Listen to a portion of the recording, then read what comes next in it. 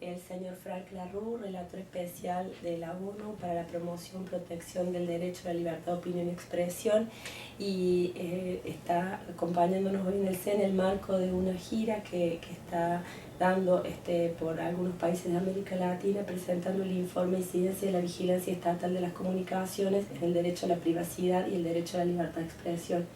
Y sobre este tema queríamos consultarle, Frank, cuál es digamos, la síntesis que está presentando este informe, y también, además de esta síntesis, cuál es el estado de las discusiones acerca de gobernanza en Internet en la región. Mira, en primer lugar, debo decir que esto es parte de una secuencia de informes que he hecho sobre libertad de expresión en Internet.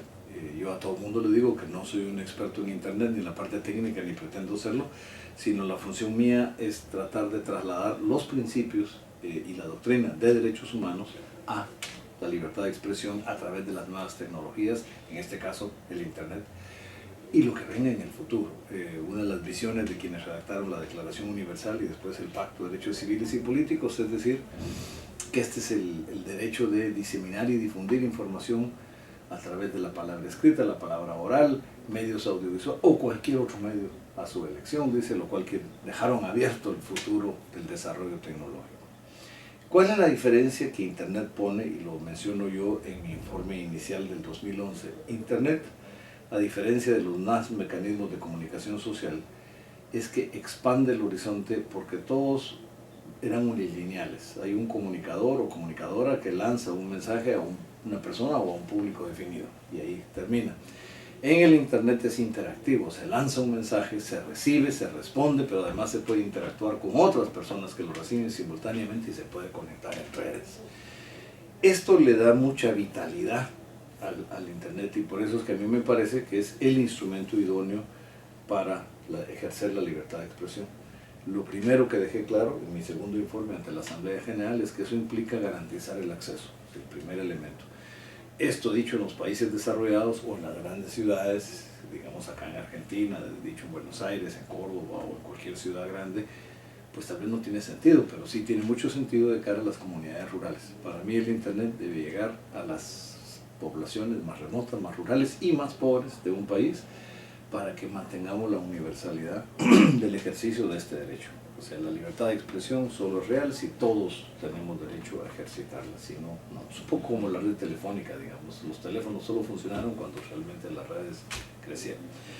Lo segundo, y eso tiene que ver con la gobernanza, que me preguntaba, si es que la gran ventaja del Internet es que es un espacio amplio. Yo le llamo una plaza pública, como era en la época de la colonia española, donde todo el mundo llegaba al final del día, se reunía, caminaba alrededor, intercambiaba opiniones, ideas, o se tenían actos culturales, musicales. Era la congregación de la vida pública de una población.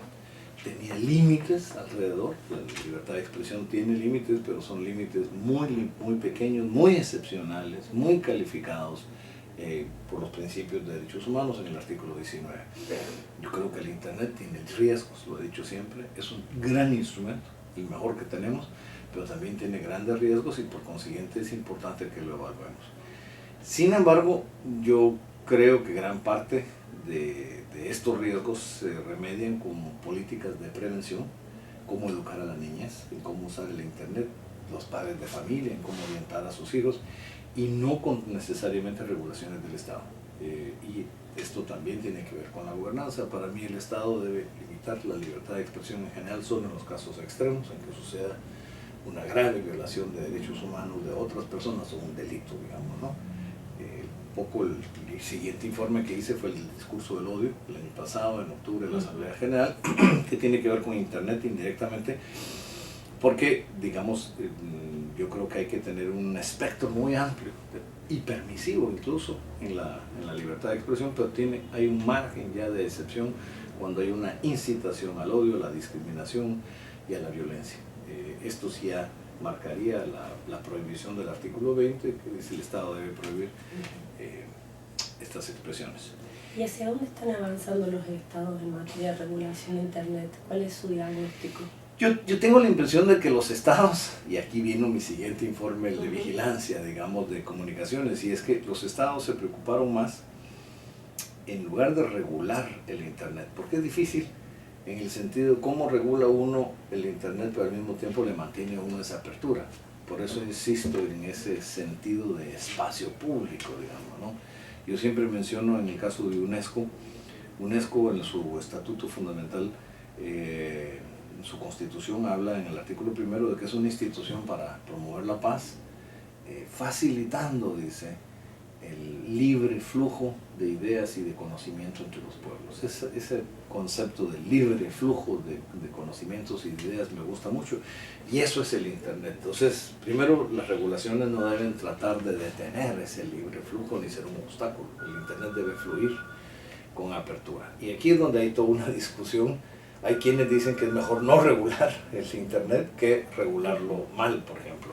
Hay todo un debate en el mundo, si trasladan a la UIT, a la Unión Internacional de Telecomunicaciones, digamos la gobernanza mundial. Yo no soy partidario de eso, a pesar de ser relator de Naciones Unidas. Creo que la UIT juega un papel importante en el plano técnico. El tema del manejo de frecuencias, los límites fronterizos, ese tipo de cosas, o la interacción de contratos o de servicios entre servidores, pero no creo que desde la perspectiva del ejercicio de un derecho sea el órgano indicado. A mí me parece que es importante seguir teniendo un vínculo entre lo técnico y el ejercicio de derechos humanos. Esa es parte de la insistencia que yo tengo. ¿Y cuál sería el papel que tiene en esa digamos, constelación de fuerzas y de poderes un organismo como la ICANN, por ejemplo, a nivel mundial?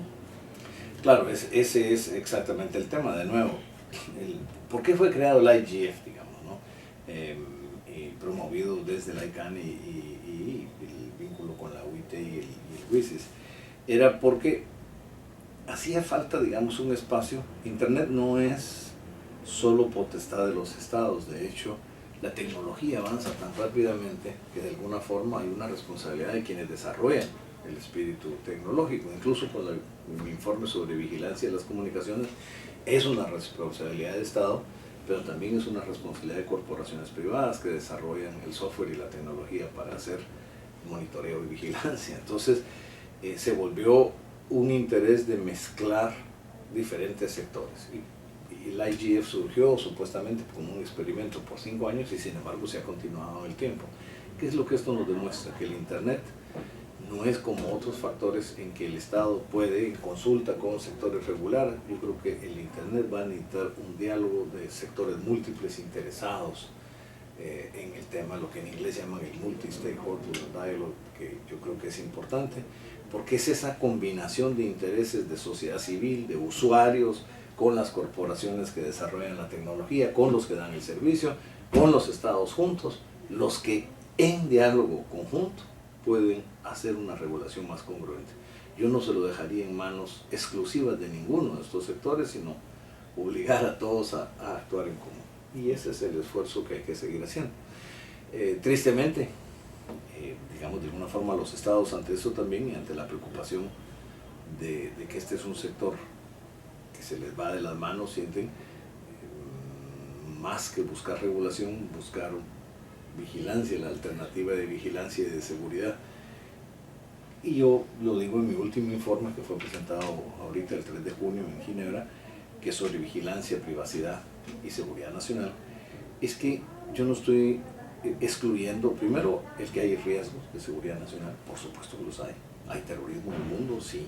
En otras partes, en América Latina no es terrorismo, pero es crimen organizado, es narcotráfico, es otro tipo de amenaza que sí debilita al Estado. Entonces, que el sistema de justicia y el sistema de seguridad reaccionen es legítimo y es una obligación del Estado. Pero lo importante es que no desnaturalicemos nuestro sistema democrático en el proceso de hacerlo, porque si no, ¿qué nos va a diferenciar de otros regímenes autoritarios?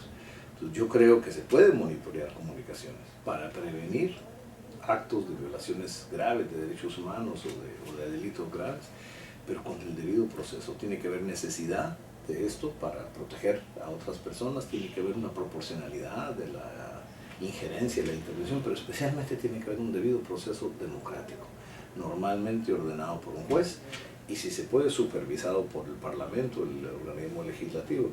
Lo que no es permitido, y esto sí es donde yo marco la diferencia, es que sea el organismo ejecutivo, el poder político de un país, quien por sí ante sí decida, y mucho menos en aislado las fuerzas de seguridad, sean estas policiales, militares o de cualquier tipo, o las oficinas de inteligencia.